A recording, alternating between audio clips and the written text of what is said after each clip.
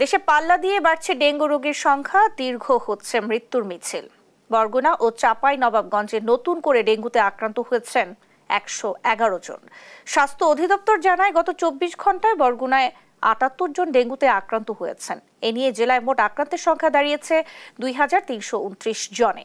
এদিকে চাঁপাইনবাবগঞ্জের 250 শয্যা বিশিষ্ট জেলা হাসপাতাল কর্তৃপক্ষ জানায়, নতুন করে ডেঙ্গু জ্বরে আক্রান্ত হয়ে হাসপাতালে ভর্তি হয়েছেন 33 জন। রোগীর তুলনায় পর্যাপ্ত কিট নেই হাসপাতালে। রোগী ও স্বজনরা বলছেন, পৌরসভার উদাসীনতার কারণে বাড়ছে ডেঙ্গু রোগীর সংখ্যা।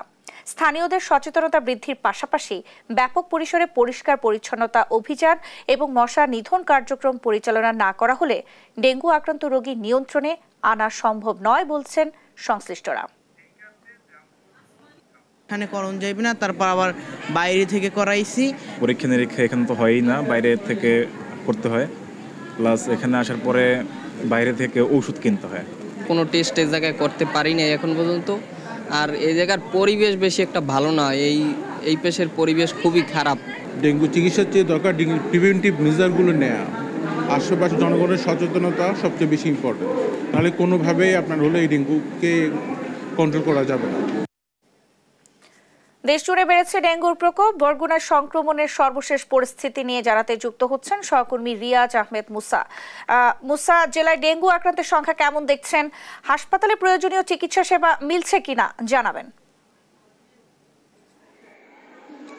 অসংখ্য ধন্যবাদ। বরগুনায় ডেঙ্গুর সংক্রমণ প্রতিনিয়তই বৃদ্ধি পাচ্ছে এবং বরগুনায় হাসপাতালগুলোতে তিল ধরার ঠাঁই নেই। গতকাল ডেঙ্গু আক্রান্ত রোগীর সংখ্যা কিছুটা কমলেও কিন্তু আজ আমরা স্বাস্থ্য বিভাগের পক্ষ থেকে যে তথ্য পেয়েছি, সেখানে 24 ঘন্টায় কিন্তু 78 জন ডেঙ্গুতে আক্রান্ত হয়েছে। এছাড়াও বরগুনার বিভিন্ন হাসপাতালে ভর্তি রয়েছে 221 জন রোগী এবং বরগুনা সদর হাসপাতালে ভর্তি রয়েছে 184 জন রোগী। এবং বরগুনা এবছর মোট 2329 জন রোগী ডেঙ্গুতে আক্রান্ত হয়েছে এবং 20 জন রোগী কিন্তু ডেঙ্গুতে আক্রান্ত হয়ে মারা গিয়েছে। তার মধ্যে এক মাসেই মারা গিয়েছে 18 জন এবং এই বরগুনা সদর উপজেলার মধ্যেই কিন্তু সব রোগীরা মারা গিয়েছে।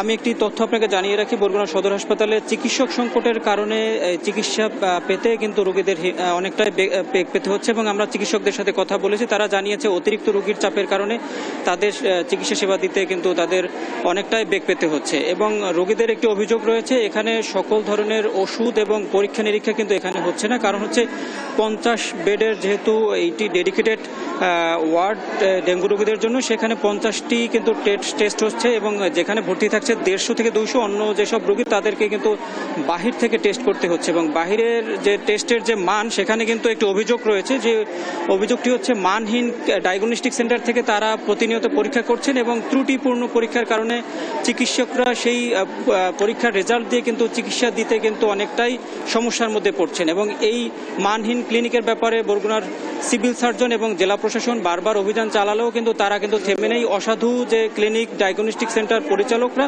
তাদের কিন্তু কার্যক্রম চালিয়ে যাচ্ছে। এই ছিল বরগুনা থেকে আমার কাছে সর্বশেষ। রিয়াজ, আপনাকে ধন্যবাদ। দর্শক, বরগুনা থেকে আমাদের সঙ্গে যুক্ত হয়েছিলেন সহকর্মী রিয়াজ আহমেদ মুসা।